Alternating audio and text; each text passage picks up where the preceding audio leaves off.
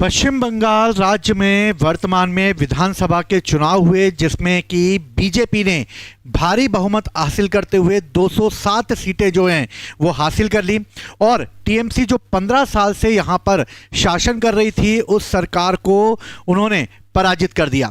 लेकिन जब ये टीएमसी पराजित हुई और कांग्रेस का समर्थन जिसे प्राप्त था, उसने लगातार ये आरोप लगाए कि ईवीएम मशीन में लगातार गड़बड़ी की जाती रही है और चुनाव को हारने के कारण जो ममता बनर्जी, जो कि पूर्व मुख्यमंत्री थी पश्चिम बंगाल की, उन्होंने भी अपनी हार को आसानी से स्वीकार नहीं किया। लेकिन अभी वर्तमान में 4000 ईवीएम मशीन 24 परगना डिस्ट्रिक्ट के पास जो एक कार्यालय था, उस कार्यालय में आग लग जाने के कारण नष्ट हो गई।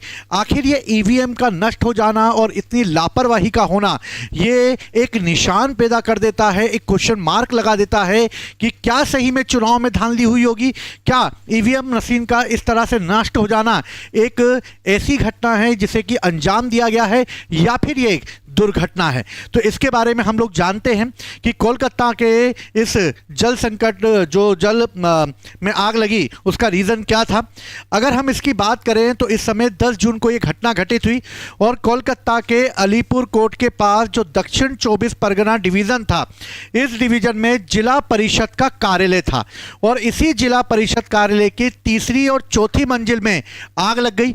जब ये आग लगी तो आग लगने का मोटिव यह है कि तीसरी और चौथी मंजिल में आग लगी, आग 5वीं मंजिल पे जाएगी, 6ठी मंजिल पे जाएगी, 7वीं मंजिल पे जाएगी। लेकिन ईवीएम मशीन रखी हुई थी 9th नंबर की बिल्डिंग पे और 9th नंबर की मंजिल पे रखी हुई थी, यानी कि जो 5वीं और 6ठी मंजिल है उसमें ज़्यादा आग की लपटें नहीं उठी और 9वीं मंजिल पे आग की लपटें ज़्यादा दिखी, जिसकी वजह से 4000 ईवीएम मशीन जो है वो पूरी तरीके से नष्ट हो गई। इसमें उन सभी जो वहाँ के जो जनता थी, उनके वोट जो है उन्होंने दिए थे, वो सब ईवीएम मशीन में थे। लेकिन चुनाव के नतीजे आ चुके थे, लेकिन सुरक्षा बहुत महत्वपूर्ण थी क्योंकि ईवीएम मशीन पर जो है जनता के वोट डले हुए थे।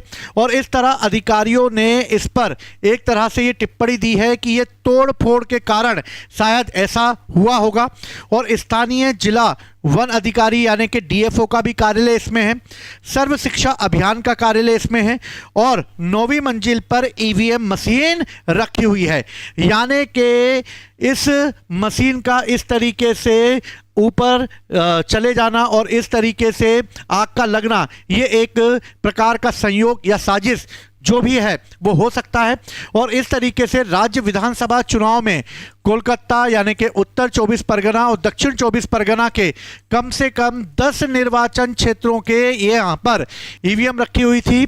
इसके लिए जांच की मांग की गई और फॉरेंसिक जांच जो है वो की जाएगी, जिसके नमूने एकत्र किए गए हैं।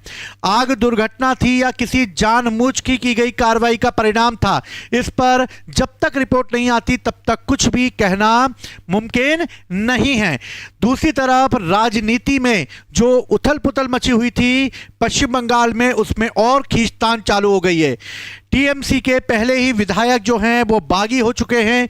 दूसरी तरफ यहां पर कुप्रबंधन का आरोप लगाते हुए भारतीय चुनाव आयोग को घेरे में लेने की बात कही गई है और इस तरह उनका ये कहना है कि दूसरी तीसरी मंजिल से शुरू हुई आग चौथी, 5वीं और 6ठी मंजिल को अपेक्षाकृत कम प्रभावित करते हुए ऊपरी 9th नंबर की मंजिल पर कैसे पहुंच गई और इसकी जांच की जा रही है और फॉरेंसिक रिपोर्ट आने पर ही इसके सही अंदाजा लगाया जा सकता है।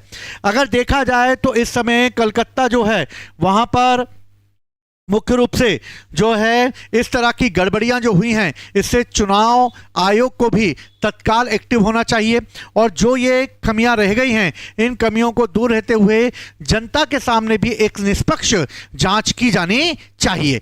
जय हिंद, जय भारत।